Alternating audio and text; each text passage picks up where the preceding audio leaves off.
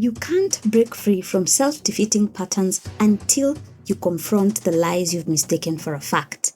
And you can't outgrow who you're meant to be until you let go of who you used to be.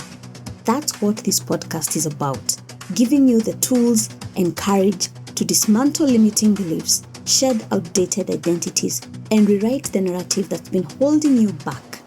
This podcast is your invitation to reinvent yourself. Give yourself permission to change. Give yourself the power to become someone new.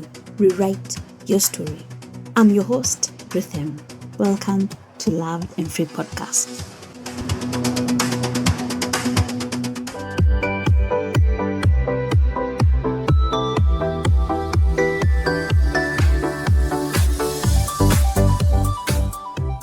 There is a divine frustration that leaps off the pages of Scripture. A sorrowful thunder in the words of the Almighty. In Numbers 14 verse 11, the Lord asks Moses, "How long will these people treat me with contempt? How long will they refuse to believe in me, in spite of all the signs I have performed among them?"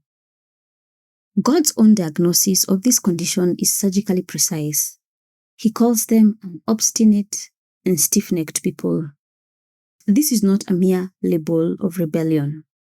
It is a medical description of a soul that has become arthritic. Stiff-neck cannot turn. It can only see what is directly ahead. The familiar, the past, the pain it knows. It has lost the flexibility of hope, the range of motion required to look up for guidance or look forward to embrace a new identity. This state is the terrifying endgame of unaddressed pain. The tragedy wasn't that God failed. The tragedy wasn't that the giants were too big. The tragedy was that a people standing at the very brink of their destiny chose the furnace of their pain over the unfamiliar territory of their freedom.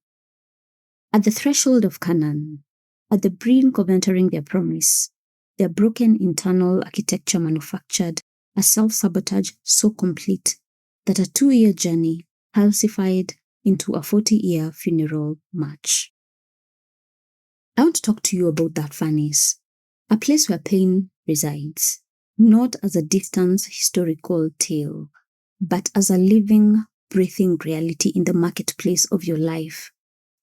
Whether you're building a business, whether you're trying to lead a family, or fighting for your own mental and emotional freedom, there is a mechanism inside the unhealed human that will systematically incinerate tomorrow's hope unless it is confronted and dismantled. This is not a message about God's unwillingness to help. This is a wake-up call about our own capacity to lock ourselves out of the very life we say we want. It begins in a place where no one can argue, genuine pain. For the Israelites, it was 4 centuries of enslavement. The script of Numbers tells us the Israelites were not being dramatic. They were enslaved for 430 years.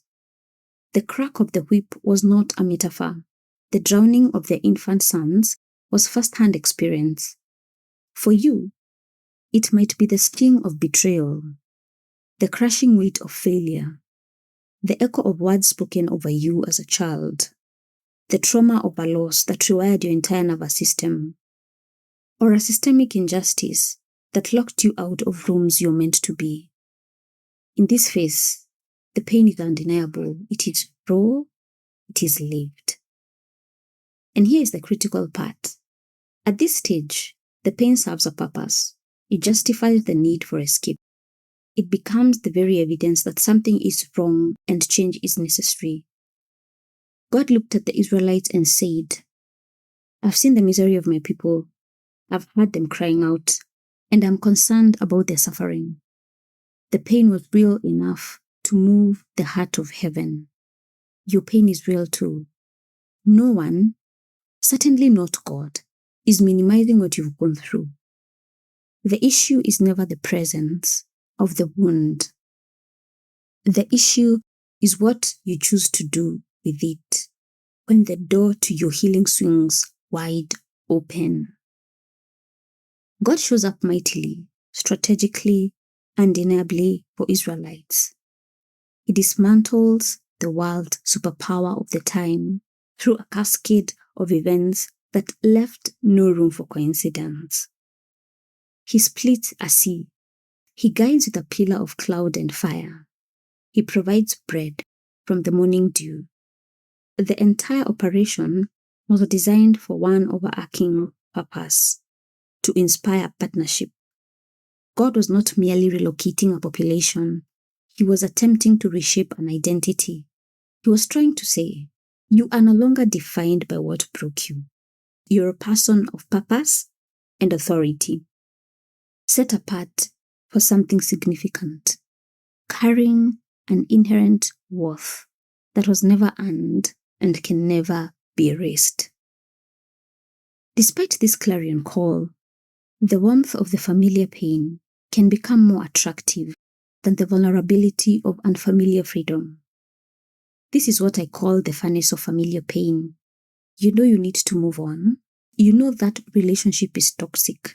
That grudge is poisoning you. That victim mentality is alienating everyone.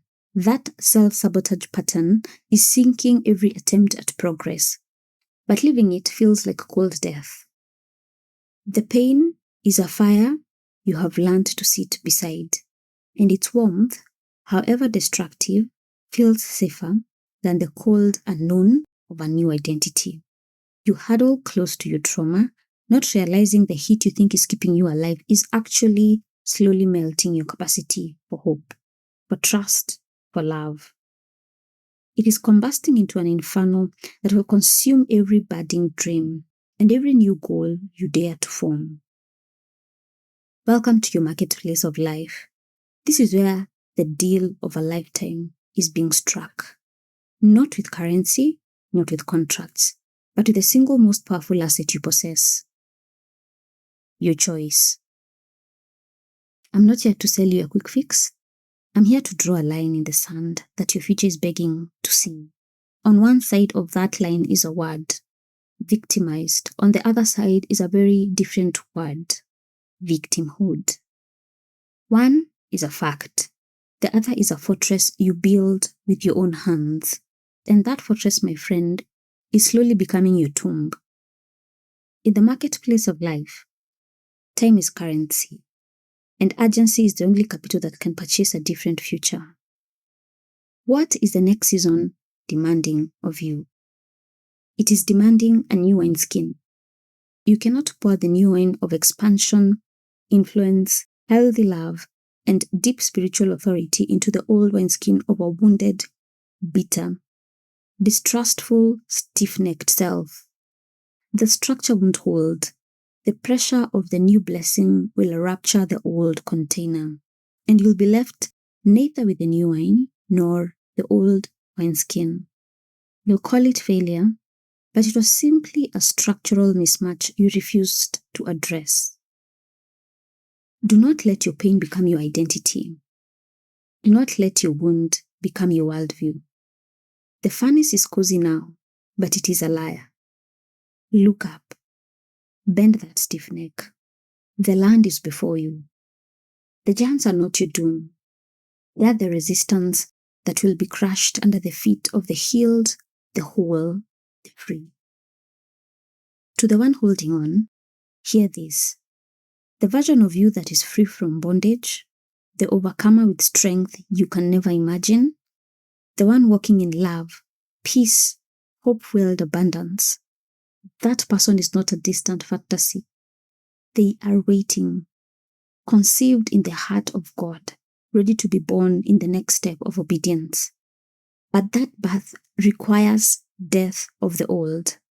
It requires you to confront your trauma, your fault, your sin, not to be condemned by it, but to be released from its architecture.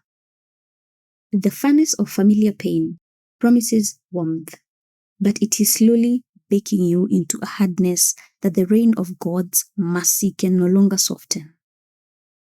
Your story is not meant to be a 40-year dirge of what could have been. Choose today to confront what binds you. Let your stiff neck finally turn, so your eyes may see the land that has always been yours for the taking. The time for healing is not infinite, but the supply of grace to do so in this very moment is. And time is not your ally. Time is a current, and it flows in one direction. The season of a valid excuse is shorter than you think.